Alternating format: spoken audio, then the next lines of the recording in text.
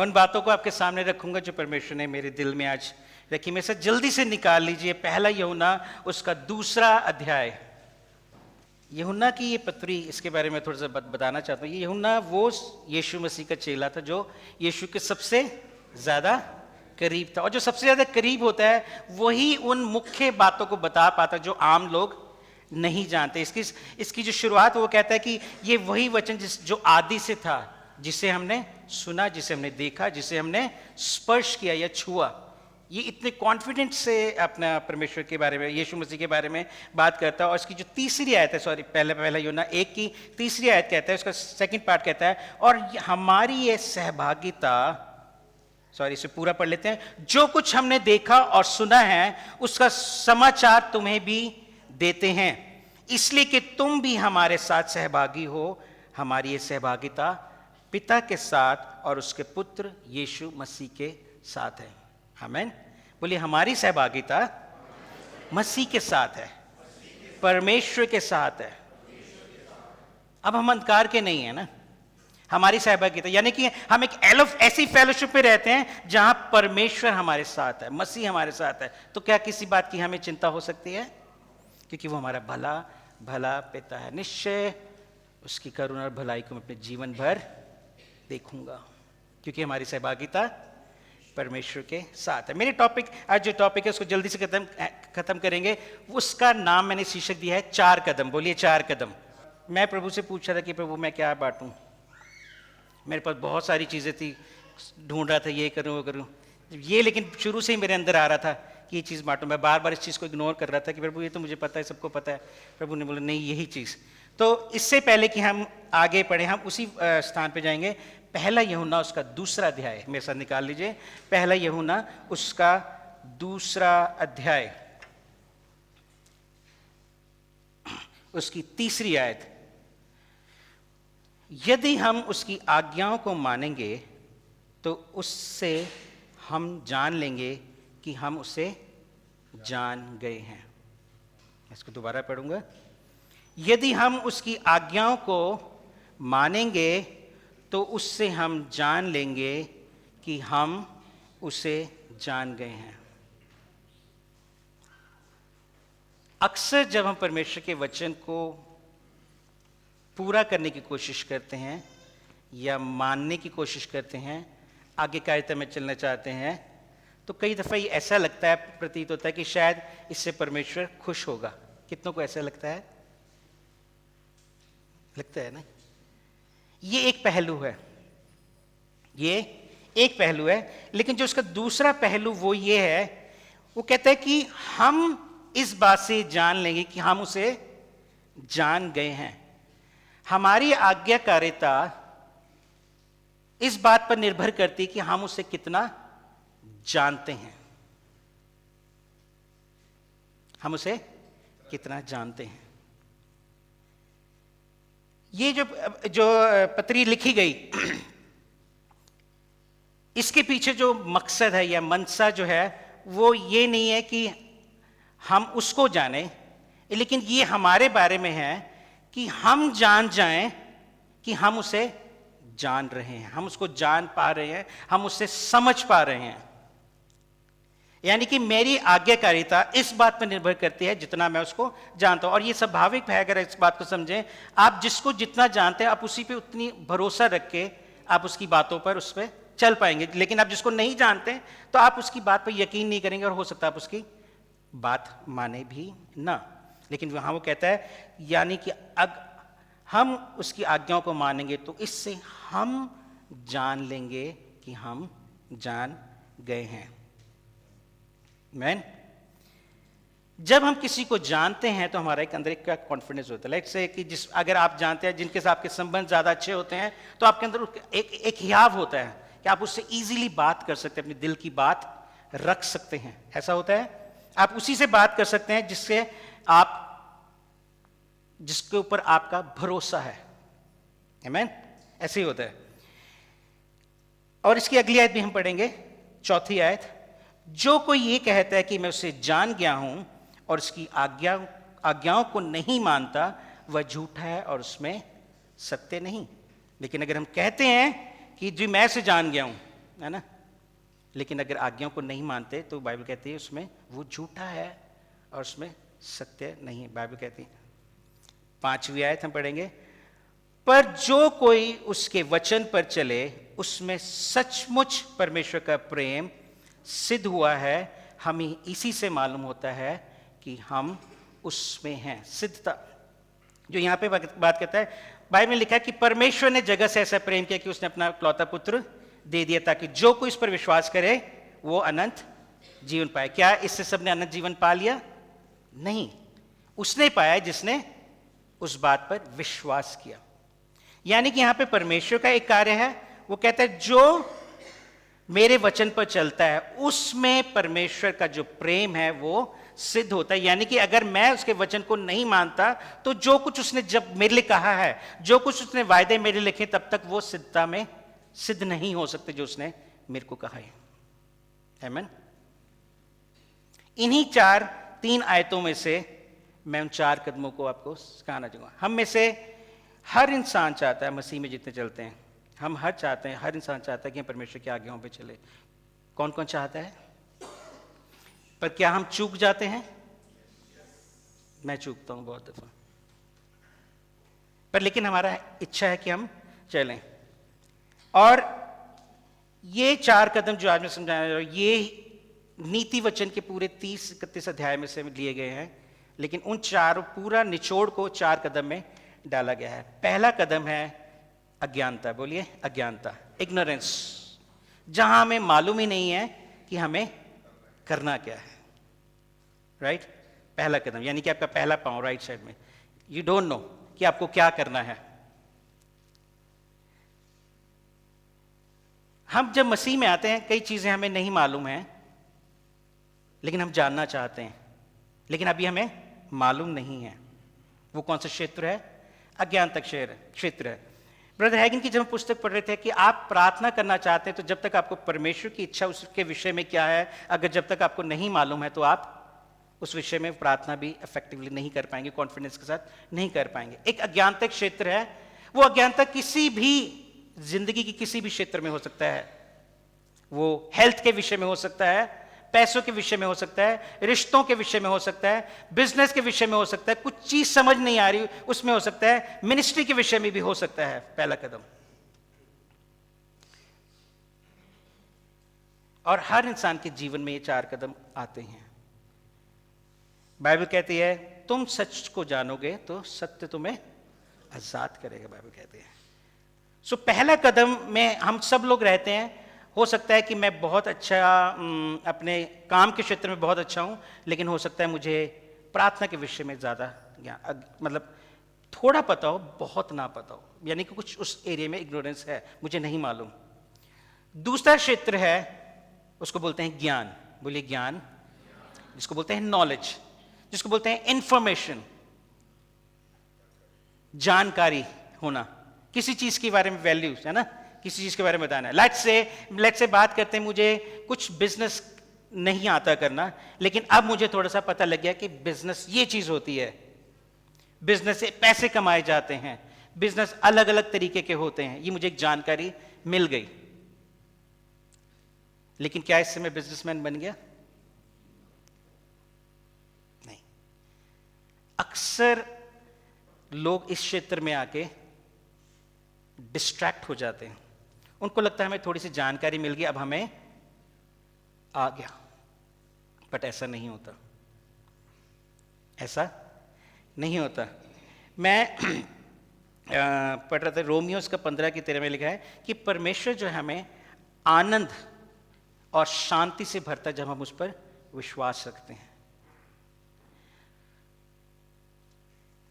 दूसरा कदम वो कदम है जहां पे हम हर प्रकार के ज्ञान को प्राप्त करते हैं जो कि उस विषय में है, और ये वो समय होता है जब शत्रु भी अपने ज्ञान को हमारे अंदर डालने की कोशिश करता है।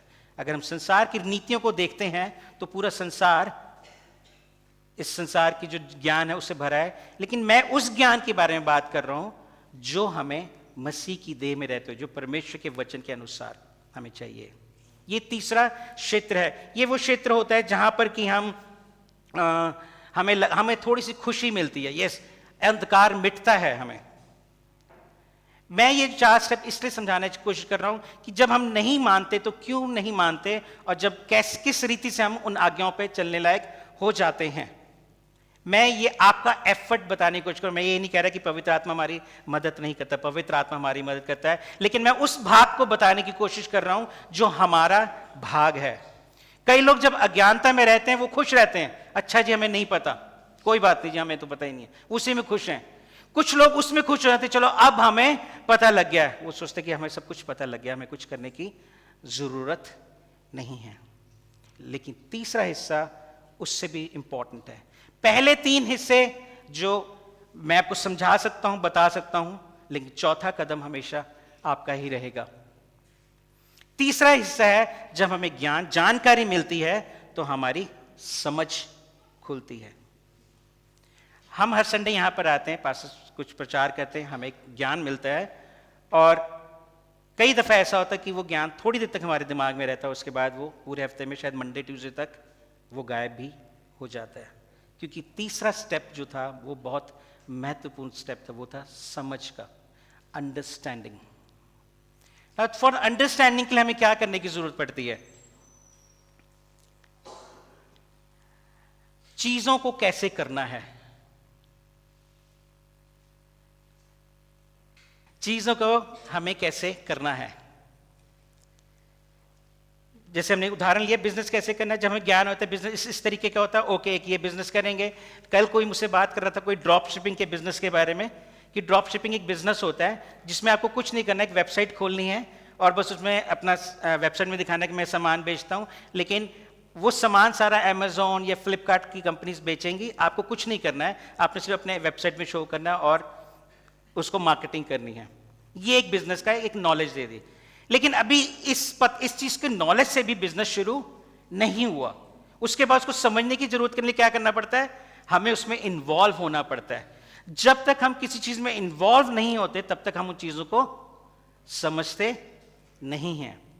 ये मैं एक बड़े साधारण रूप में समझाने की कोशिश करूं। इसलिए मसीह की देह, जब हम कलीसिया में इकट्ठे जब मिलते हैं, हर संडे मिलते हैं, या आज जब अपने प्रार्थना में ग्रुप्स में मिलते हैं, तो हम लोग क्या है? सीखते हैं, एक दूसरे से सीखते हैं। ये वो समय होता है जब हमारी समझ खुल रही होती है उस पर्टिकुलर विषय में। ऐसे ही होता है, सबके साथ ऐसा होता है। चौथा हिस्सा जो है वो महत्वपूर्ण है मेरी लाइफ में, क्योंकि ये वो क्षेत्र है। इससे पहले मैं पढ़ना चाहूंगा, मेरे साथ निकालिए मत्ती उसका 7वां अध्याय, उसकी 24 से 27। मत्ती 7 उसका 24 से 27। इसलिए जो कोई मेरी बातें सुनकर उन्हें मानता है वह उस बुद्धिमान मनुष्य के नाई ठहरेगा जिसने अपना घर चट्टान पर बनाया, और मेघ बरसा और बाढ़ें आई और आंधियां चली और उस पर टक्करें लगी, परंतु वह नहीं गिरा क्योंकि इसकी नींव चट्टान पर डाली गई। परंतु जो कोई मेरी ये बातें सुनता और उन पर नहीं चलता वह निर्बुद्धि मनुष्य की नाई ठहरेगा जिसने अपना घर बालू पर बनाया, और मेघ बरसा और बाढ़ें आई और आंधियां चली और उस पर टक्करें लगी और वह गिरकर सत्यानाश हो गई। ये बिल्कुल उस पैसेज से मिलता जुलता जो हमने पहला यूहन्ना में पढ़ा कि यदि तुम मेरी आज्ञा मानो तुम जान जाओगे। जब हम आज्ञा मानते हैं तो हम उसको जानते हैं। जो हमने ये पैसेज पढ़ा, ये वो पैसेज है यीशु मसीह कहता है सुनने वाले तो बहुत से, अगर इससे पहले पढ़ेंगे तो वहां वो कहता है कि उस दिन मुझसे बहुत सारे कहेंगे हे प्रभु, लेकिन मैं उनसे कह दूंगा मैं तुम्हें नहीं जानता। जब हम अज्ञानता में हैं, हमें नहीं मालूम, लेकिन जब ज्ञान होता है हम सुनते हैं, उसके बाद हम उन चीजों को थोड़ा समझने की कोशिश करते हैं। ओके ये काम ऐसे करते हैं, लेकिन उसके बाद चौथा जो पार्ट है वो है उसको इंप्लीमेंट करने का, जिसको कि बाइबल कैप बोलती है बुद्धि की प्राप्ति यहां पर होती है।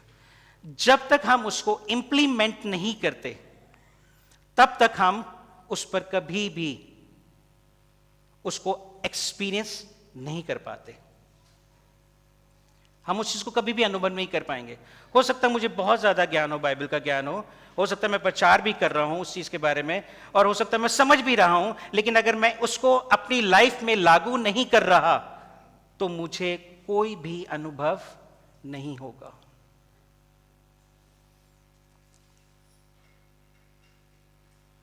शैतान हमें बाइबल पढ़ने से नहीं रोकता, हमें प्रार्थना करने से नहीं रोकता, लेकिन कहाँ रोकता है?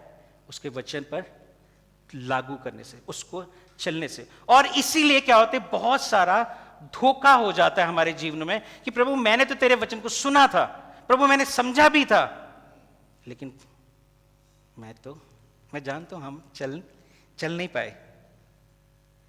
ओबीडियंस जो है वो हमारी मदद करती है। किसी भी चीज को बाइबल जब नीति वचन अगर आप पढ़ेंगे, मेरी आपसे रिक्वेस्ट है कि आप जाएं और नीति वचन को पढ़ें, 30 अध्याय, वो आपके जीवन के विषय में बहुत सारी बातें करता है। ऑफ कोर्स मैं कोई चीजें कट शॉर्ट कर रहा हूं क्योंकि बस टाइम कम है, लेकिन बाइबल हमारे को बड़ी क्लियर, परमेश्वर का वचन बहुत साफ साफ बताते हैं। हम हो सकता है चीजों को ना जानते हो या जानते हो या हमने उसको समझ लिया हो, लेकिन अगर उस पर नहीं चल रहे हैं, उसको इंप्लीमेंट नहीं कर रहे हैं, तो चाहे हमें बहुत बड़ा ज्ञान क्यों ना हो जाए, बहुत अच्छी भी समझ क्यों ना हो जाए, वो हमारे लिए उस पॉइंट पे आके व्यर्थ हो जाएगी। हम उस आशीष को कभी भी अपने जीवन में अनुभव नहीं कर पाएंगे। ये 4 कदम मेरे अपने जीवन से भी मैंने सीखे हैं। मैं बचपन से जानता था परमेश्वर को, और मुझे लगता था बस वचन पढ़ लिया, समझ आ गई, काफी है। लेकिन जब बात आती थी उसको पूरा करने में, तो मैं उसे नहीं कर पाता था। मेरे से परमेश्वर से सवाल होता था, प्रभु मैं उन चीजों का अनुभव क्यों नहीं कर पा रहा हूं। और जैसे साल बीते कि जब मैं रेमा में आया,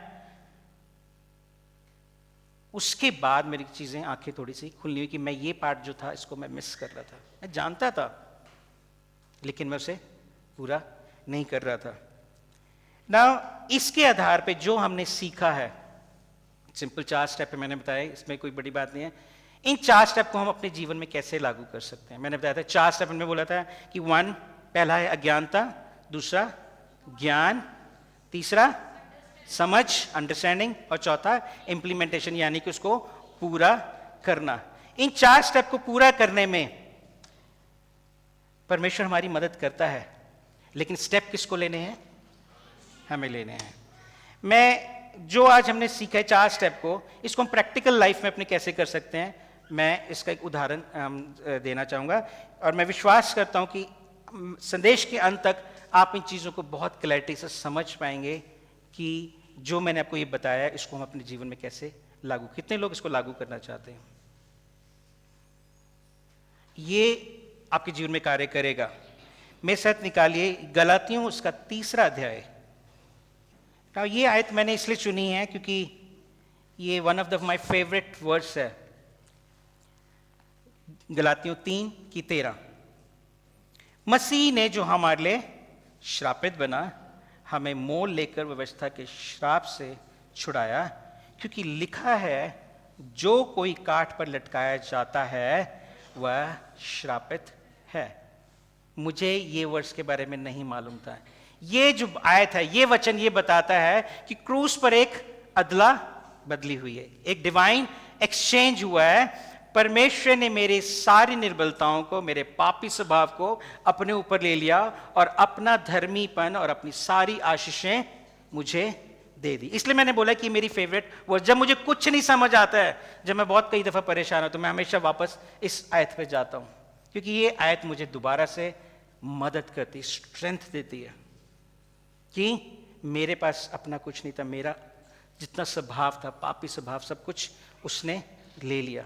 और ये मुझे बहुत एक हियाव देता है परमेश्वर के सामने जाने का कि प्रभु, मैं, जैसे आज पास्टर सुशील ने भी कहा कि उसने हमसे पहले प्रेम किया, हमने उससे प्रेम नहीं किया। मैंने बोला प्रभु, मैं तो तुझे जानता भी नहीं था, तूने पहल किया, तूने मुझसे प्रेम किया, तूने मुझे धर्मी ठहराया, इसलिए मैं इस वचन के आधार पर कि तूने मुझे धर्मी ठहराया, मैं तुझसे मांग करता हूं, मैं विश्वास करता हूं कि तूने मेरे श्राप को, सारी बीमारियों को अपने ऊपर ले लिया और अपना स्वभाव, अपना धर्मीपन दे दिया, ताकि मैं बड़े हियाव से तेरे पास आ सकूं। को थोड़े ही पल में शिफ्ट आ जाता है मेरी लाइफ में, मैं बहुत डाउन होता है, कई दफा गिल्ट आ जाता है, लेकिन इस थोड़े से क्षण में इस वर्ष को पढ़ने के बाद मैं एकदम से वापस आ जाता हूं। आइए इस वर्ष का जो बैकग्राउंड मैं आपको समझाना चाहता हूं कि क्यों ये वर्ष मुझे इतना उत्साहित करती, क्यों ये जो वर्ष मुझे इतना बल दे देती, सामर्थ्य दे देती है कि मैं किसी भी चुनौती को उसके बाद सामना कर सकता हूं। मेरे साथ निकालिएगा यशाया उसका 53 अध्याय। और जो आज हमने सीखा, मैं उसको उसी चीज को कैसे मैंने इसको लागू किया, मैं सिर्फ ये बताना चाहता हूं। मैं स्लाइड पे आपको कुछ वो वर्ष दिखेगी, अगर आप देख रहे हैं वहां पे लिखा है यशाया 53 की 3, है ना। यहां पे लिखा है वह तुच्छ जाना जाता था और मनुष्य का त्यागा हुआ था, वह दुखी पुरुष था, रोग से उसकी जान पहचान थी और लोग उससे मुख फेर लेते थे। वो तुच्छ जाना गया और हमने उसका मूल्य ना जाना। निश्चय उसने हमारे रोगों को सह लिया और हमारे दुखों को उठा लिया, तो भी हमने उस परमेश्वर को का मारा कूटा और दुर्दशा में पड़ा हुआ समझा। परंतु वो हमारे ही अपराधों के कारण घायल किया गया, वो हमारे अधर्म के कामों के कारण कुचला गया। हमारी ही शांति के लिए उस पर ताड़ना पड़ी कि उसके कोड़े खाने से हम लोग चंगे हो जाएं। हम तो सब भेड़ों के समान भटक गए थे, हम में से हर एक ने अपना अपना मार्ग लिया और यहोवा ने हम सभी के अधर्म का बोझ उसी पर ला दिया। हालेलुया, आमीन। ये जब भी मैं पढ़ता हूं ये वचन मुझे बल देता है।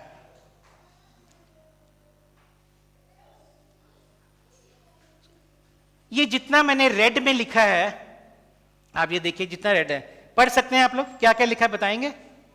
तुच्छ, मनुष्य के त्यागा, दुखी, रोग, मूल्य न जाना, रोगों को सह लेना,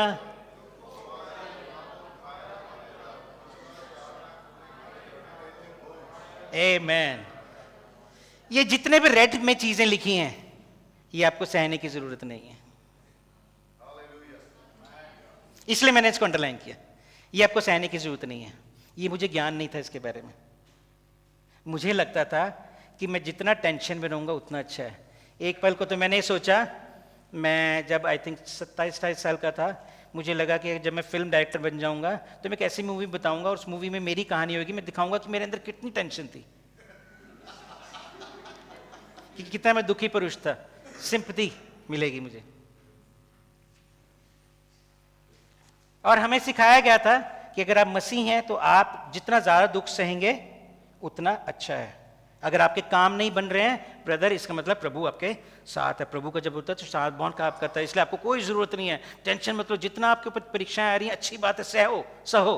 लेकिन जब मैंने ये देखा, जब मैंने ये पढ़ा, ये मेरे लिए ज्ञान, सबसे पहले तो मेरे लिए क्या बना, मैंने इसको पढ़ा कि नहीं कुछ और भी है मेरे लिए।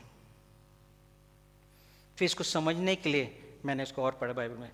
जब मैंने जाना कि सब कुछ उसने ले लिया, यानी कि अब क्या होगा, मैं इसको इस तरीके से पढ़ता हूं, मैं कभी तुच्छ नहीं जाना जाऊंगा,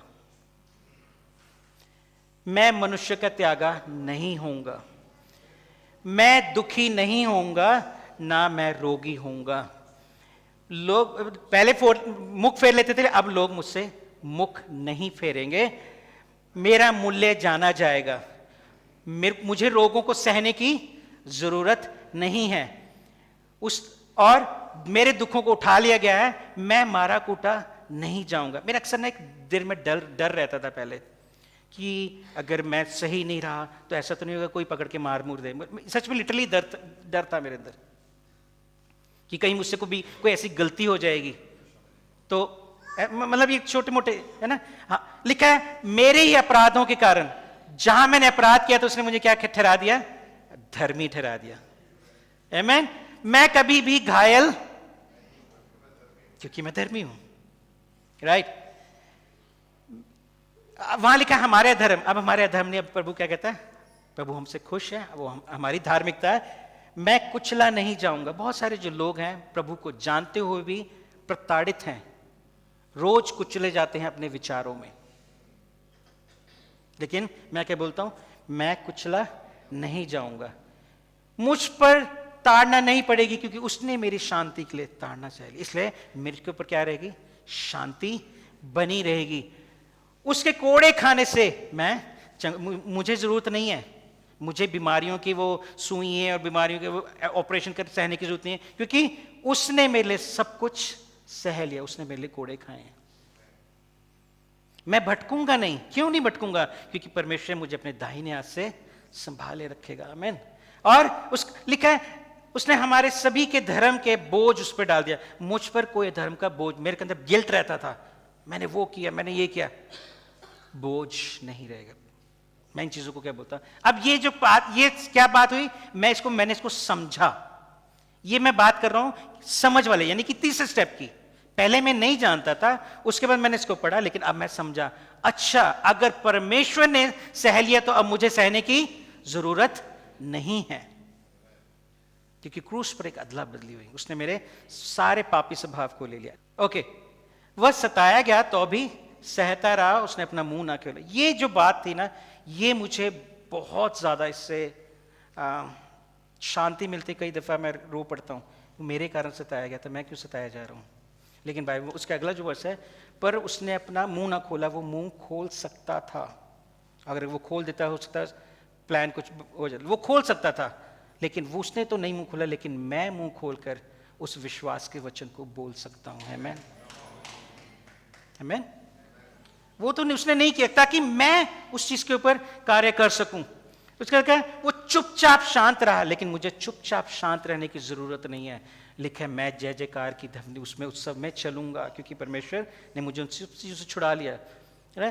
अब मेरे ऊपर अत्याचार नहीं होगा, मेरे पर दोष नहीं लगाया जाएगा, जीवितों के बीच में से वो उठा लिएगा, लेकिन मैं अपनी आयु को पूरा करूंगा। ये मैंने एक उदाहरण के रूप में एक वचन आपके सामने रखा है, जो पाठ था ज्ञान का, और मैंने उसको समझा कि परमेश्वर मेरे विषय में क्या कहना चाह रहा है। यहां तक हम सब लोग पहुंच जाते हैं, सब लोग पहुंच जाते हैं, लेकिन इसके बाद अगला स्टेप होता है। इसके बाद अगला स्टेप क्या होता है?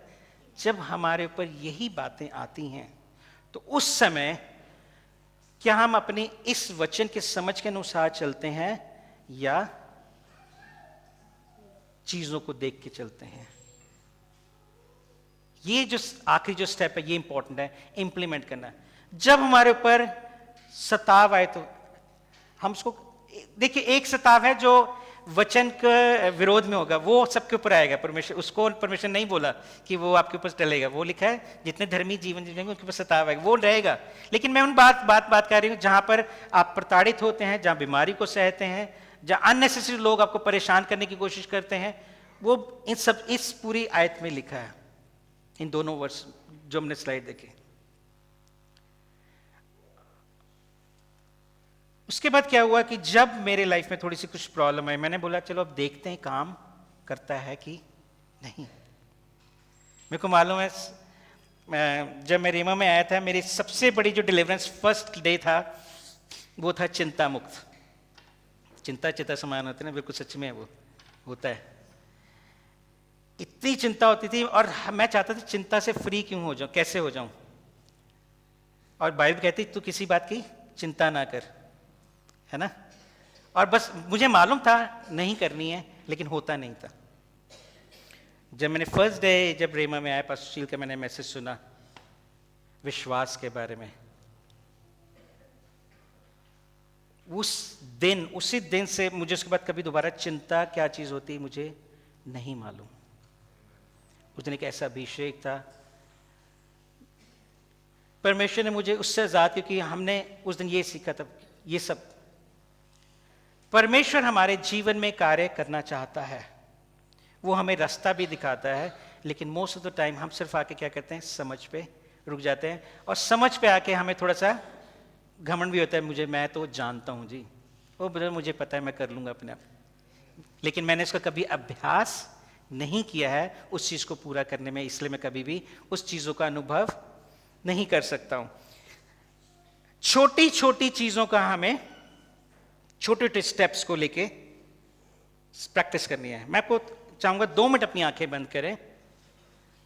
कुछ आपके सामने लाइफ में कुछ ऐसी चीज है जिससे आप परेशान हैं, जिससे आप उभर नहीं पा रहे हैं, सिर्फ उसकी आप अपने सामने रख लीजिए। 1 या 2 पॉइंट हो सकता है, आप जब घर जाएं बहुत सारी चीजें हो सकती हैं। 1 या 2 चीज, एक अगर एक ही पॉइंट ले लेंगे जो आपको सबसे ज्यादा परेशान कर रही चीज, उसको आप अपने सामने रखें जो कर रही है। अब इन 4 कदम की मदद से आप उस पर विजय पा सकते हैं। क्योंकि एक मिनट अपनी आंखें खोलें। आप सबने एक अपनी प्रॉब्लम सोची। हो सकता है आपको ये नहीं मालूम हो कि वो कैसे दूर होगी, यानी कि वो कौन सा क्षेत्र हो सकता है, यानी आपको मालूम ही नहीं है वचन में क्या लिखा है उस बारे में।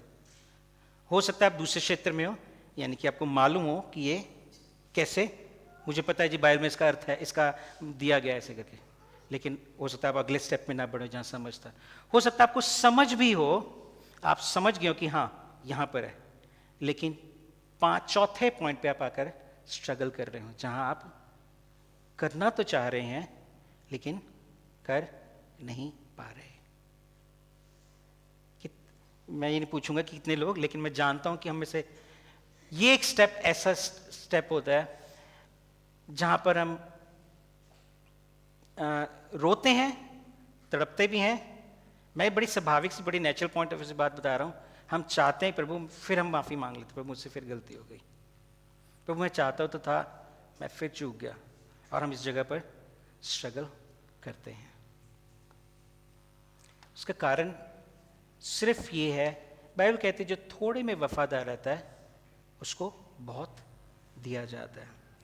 हम जब भी कोई नॉलेज मिलती है, जो भी हम वचन सीखते हैं, हम सोचते हैं ये उसके लिए, ये उसके लिए, ये उसके लिए, ये मेरे लिए नहीं है, लेकिन परमेश्वर का वचन हमसे बात करता है। बोलिए, परमेश्वर का वचन मुझसे बात करता है, वो मुझे आशीषित करना चाहता है। चौथा स्टेप अगर हम नीति विजन के हिसाब से कह रहे हैं, वो बुद्धि बोलते हैं। ये चौथा स्टेप कौन सा है? बुद्धि, wisdom, ignorance, knowledge, understanding and wisdom. मैं इस पूरी जो 4 स्टेप जो बात कर रहा हूं, परमेश्वर के वचन के संदर्भ में बात कर रहा हूं, लेकिन ये 4 स्टेप किसी भी जगह पर आप लागू करेंगे तो उस चीज को आप हासिल कर सकते हैं। चौथा स्टेप जो है, जिसको बोलते हैं बुद्धि या स्किल, या उस क्षेत्र में मैच्योर हो जाना कि यस अब मैं खड़ा रहूंगा, वहां पर हमें किस चीज की जरूरत पड़ती है? सबसे बड़ा जो जरूरत पड़ती है वो है हमारे विश्वास की। किसी भी चीज को पूरा करने के लिए, मान लो मैं जैसे टीचर हूं, मुझे गिटार सिखाना है, तो अगर मैंने सिर्फ इंफॉर्मेशन दे दी कि इसको ऐसे से बजा लो, आप नहीं बजा पाएंगे, लेकिन मुझे आपको एक पीर ओवर एक उस पर लेके चलना पड़ेगा, करिकुलम में, या एक स्ट्रक्चर स्टडी में लेके चलना पड़ेगा, एक पर्टिकुलर प्लान बनाना पड़ेगा कि इतने हफ्ते उसको ऐसे से प्रैक्टिस करें। लेकिन मैं सब कुछ बता दूं, लेकिन हम उसको प्रैक्टिस भी ना करें, तो क्या हम उसको बजा पाएंगे? नहीं पाएंगे ना। इसलिए वो बाइबल कहती है जो मेरी आज्ञा, हम वापस आएंगे पहला यूहन्ना उसका 2 अध्याय में,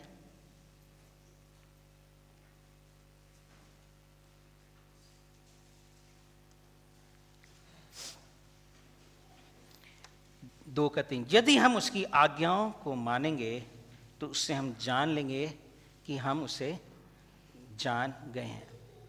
ये जो मानेंगे का मतलब, ये कौन सा वाला बहुत बोल रहा है? लास्ट पार्ट, इंप्लीमेंटेशन, यानी कि अब आपने उस वचन को पूरा कर दिया तो हम कह सकते हैं कि हम उसे जानते हैं। ये हमारा एक डिसीजन, हमारा डिसीजन है। जो कोई ये कहता है मैं उसे जान गया हूं, उसकी आज्ञाओं पर नहीं चलता, वो झूठा है, उसमें सत्य नहीं है। पर जो कोई उस पर वचन पर चले, उसमें सचमुच परमेश्वर का प्रेम सिद्ध हुआ है, और इसी से मालूम होता है कि हम उसमें हैं। जो चौथा इंपॉर्टेंट जो पार्ट है, ये हम एक दूसरे के बदले में नहीं कर सकते, ये सिर्फ हमें करना है। 3 स्टेप हम बता सकते हैं, लेकिन चौथा स्टेप मुझको पूरा करना होगा, आपको पूरा करना होगा। पर बाइबल इसके लिए हमें सहायता देती है, वचन हमें इसके लिए बल देता है, पवित्र आत्मा हमारे साथ है, उसके वायदे हमारे साथ हैं। लेकिन अगर हम उस पर नहीं चलेंगे तो शायद हम बहुत सारे अनुभव को जो परमेश्वर ने हमारे लिए रखे हैं, जो परमेश्वर ने हमारे बहुत सारी वायदे करके रखे हैं चीज़ों को, शायद हम उनको कभी भी प्राप्त ना कर पाए। मैं परमेश्वर से यही प्रार्थना करता हूं, प्रभु जो कुछ आपने रखा है मेरे लिए, मैं उनमें से किसी भी चीज़ से वंचित नहीं रहना चाहता। और ये जो पत्री है किसने लिखी है? यूहन्ना ने, जो कि यीशु को बहुत करीब से जानता था। यही वो यूहन्ना जिसने प्रकाशित वाक्य लिखा। इसने जब ये बातें बोल रहे हैं तो आई थिंक हमारे लिए बहुत ज़रूरी है। और बाइबल कहती है जब हम सबसे ज़्यादा कमज़ोर होते हैं उससे हम बलवान भी हैं मसीह में। सब सर क्या वर्ष है वो?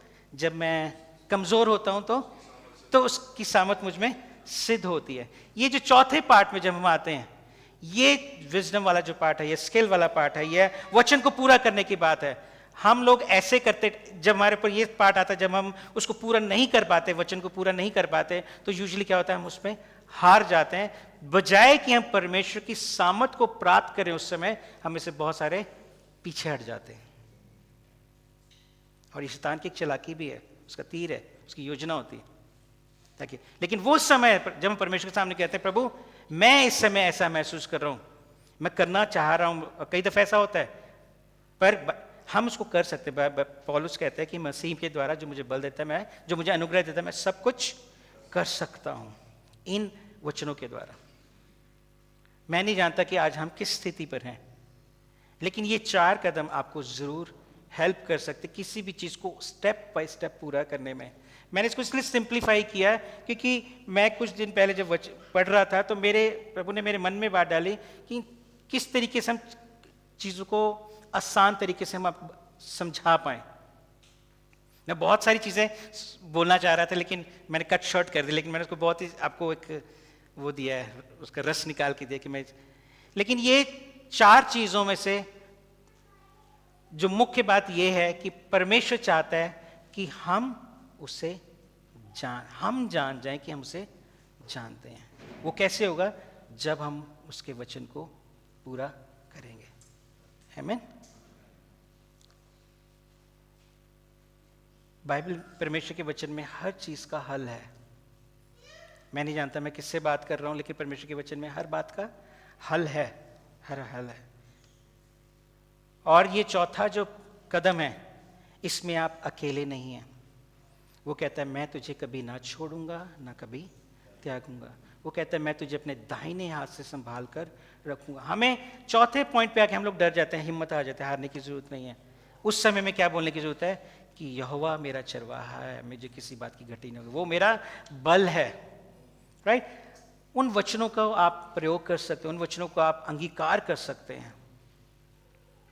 अपनी आंखों को बंद करें, परमेश्वर के सामने अपनी चीज़ों को रखें जहाँ पर आप चाहते हैं। हो सकता है आप 4 कदम में किस जगह पर हैं।